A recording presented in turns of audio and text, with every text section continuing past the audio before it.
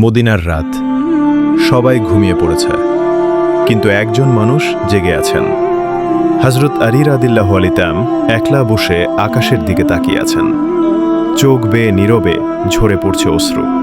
তিনি বলছেন, হে আল্লাহ, আমি কি আপনার হক আদায় করতে পেরেছি? এই মানুষটি কোনো সাধারণ ব্যক্তি নন। তিনি সেই আলী যিনি ইসলামের জন্য নিজের জীবন বারবার বাজি রেখেছেন। একদিন এক এতিম শিশুকে দেখে তিনি থমকে দাঁড়ালেন। শিশুটির চোখে ক্ষুধা, মুখে কোনো অভিযোগ নেই।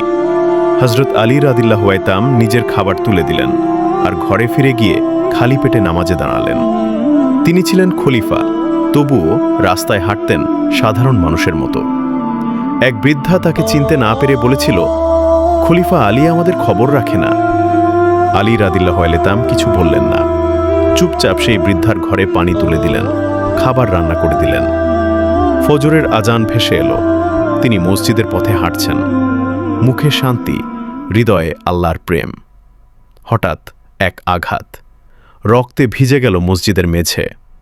শেষ নিঃশ্বাসে তিনি বললেন, আমার রব্বের কসম, আজ আমি সফল। এই ছিল আলী রাদিয়াল্লাহু আনহু, যিনি ক্ষমতা নয়, ভালোবাসতেন আল্লাহকে। এই গল্প শুধু চোখ ভেজায় না, হৃদয় বদলে দেয়।